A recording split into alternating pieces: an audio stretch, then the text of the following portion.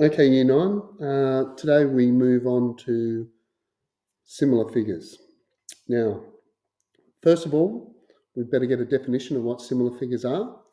And they've got a lovely definition here that I like.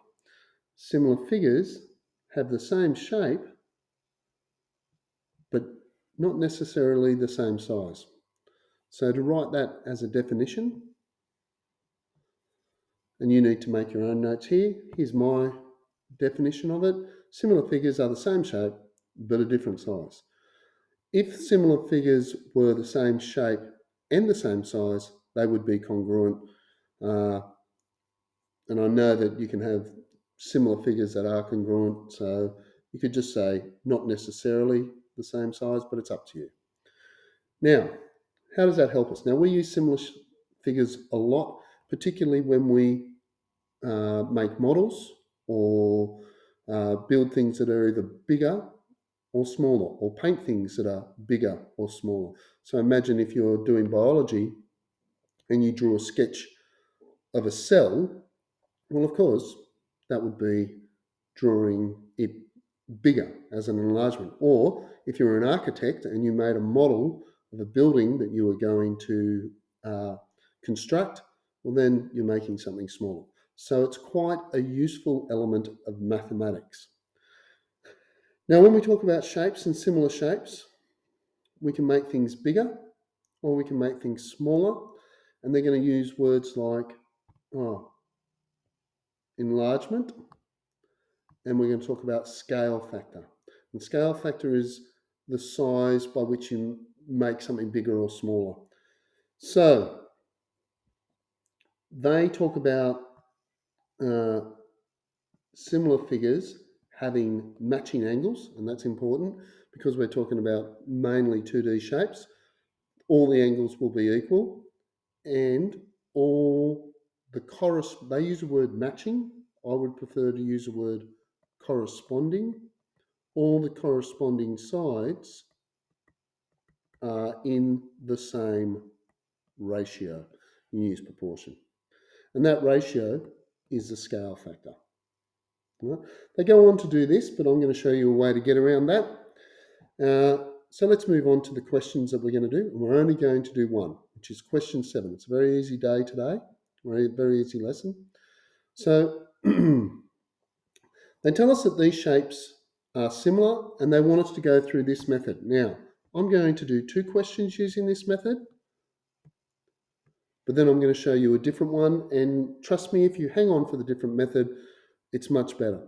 So with this method, the first method that they're showing, so for 7a, they're going to say, find the scale factor. So, and if you look at Google Classroom for us on this, and come back here, and I want, why does it keep going to there?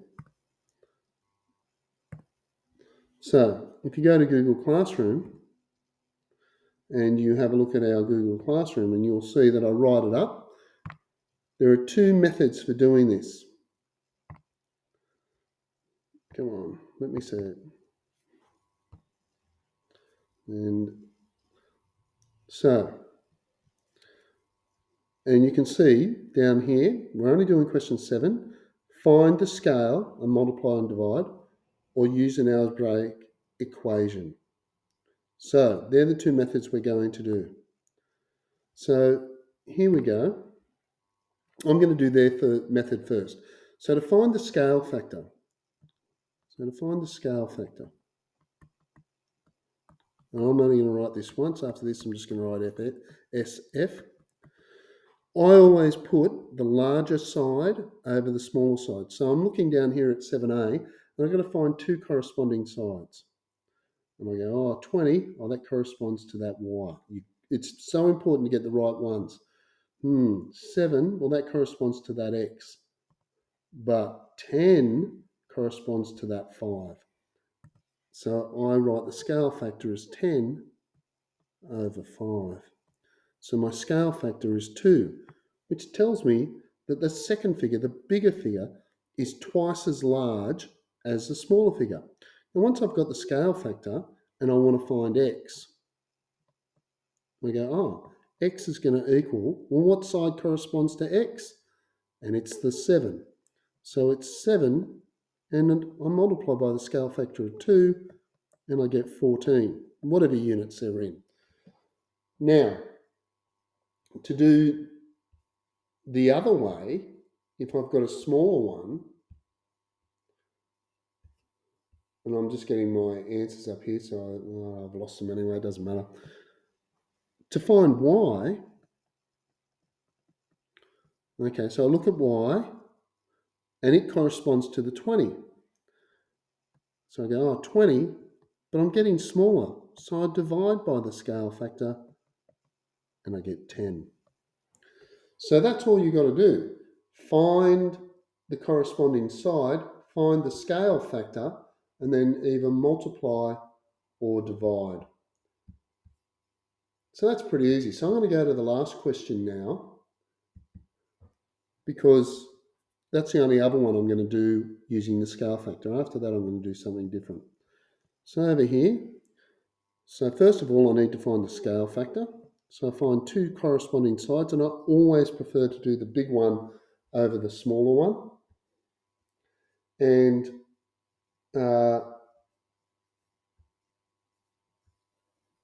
here I go. I have to find a corresponding side. Now that they've rotated these, which is why you need to be really good. So I want, I think, this 7 and this 4. So the scale factor is 7 over 4, which is 1 3/4 or 1.75 if you want to use a decimal. There you go. Now, let's find x. X, well, it's on the bigger one. So I find the corresponding side, and I think the corresponding side to x is 2. So I go 2 times 1.75. I'm going to use my calculator this time.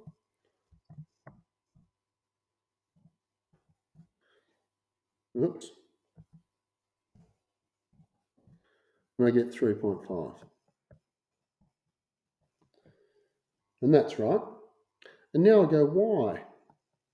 Now y is on the smaller one. What's the corresponding side to y? Well, I'm pretty sure it's this one. So I get 5.25. And this time I'm going to divide by 1.75. Again, I'm going to use my calculator.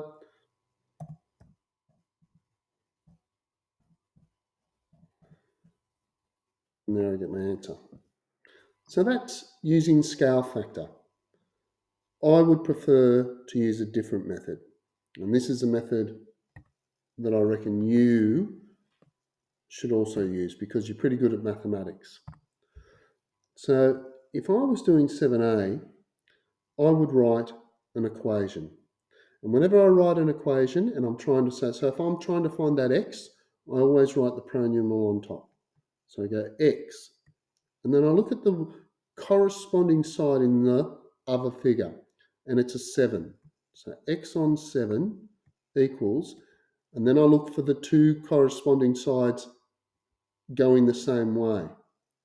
So from the x 10 on 5.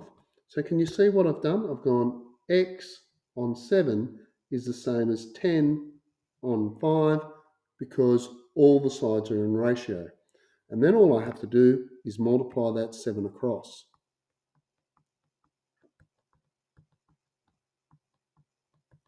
And I get 14. And I don't have to change anything. When I do the y, I go y on, well, what does the y correspond to? Well, the y corresponds to the 20.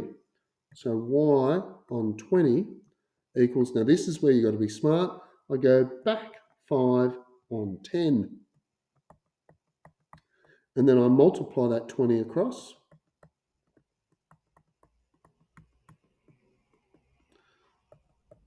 And I get 2 times 5 is 10. And I think that's a much better way to do it. So I'm going to do the others. You see if you can follow me now. B. So I look at B. X. Well, what does X correspond to in the smaller triangle? Well, I'm pretty sure it corresponds to the 6. X on 6 equals. I'll find two corresponding ratios or sides that are in ratio, and I go, 3 on 2. Then I multiply the 6 across. X equals 6 times 3 on 2, which will give me 9. And then I write the y one. Y, well, what does y correspond to? It corresponds to the 12. See how the y and the 12 are the longest sides? You can't call them hypotenuse because you don't know if it's a right angle. So y on 12, but this way I'm going back the other way, so it's 2 on 3. So y, I'll multiply that 12 across, 2 on 3, which will give me 8. And I reckon that's a much better way to do it. You have a go at C and D, whichever way you would like. I'm going to do E to finish. And when you come back from E, or once you've done C and D, come back and have a look at E and make sure that you've done a similar method. So if you've found the scale factor, that's good. I'm not going to do it that way. So I'm looking at E and I'm going to write X and I have to find what it corresponds to. And X corresponds to that 1.5. So X on 1.5 equals, well, what is the two sides that I can use? I can use 0.5 or and 1.25. So 0.5 on 1.25. And now I just multiply that 1.5 across.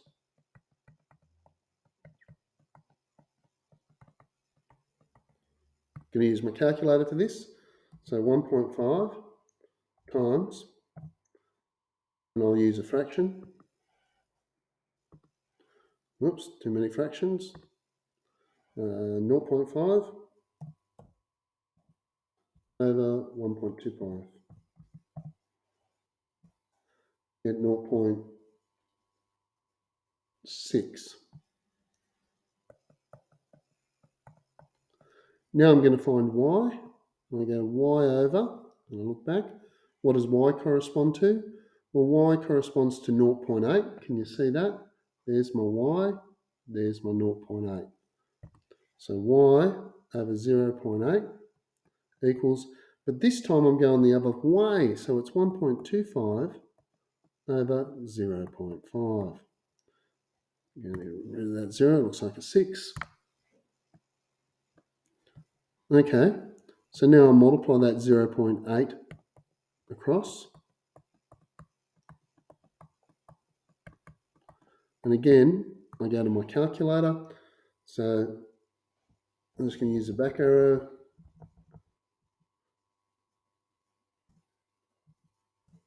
0.8 times 1.25 over 0.5. I get 2. And that's all you need to do. So choose a method. You can do the method that they say, which is find the scale factor, then multiply or divide accordingly. Or I much prefer this method of writing an equation and using algebra to solve it. Okay, question 7 is all you need to do. Good luck.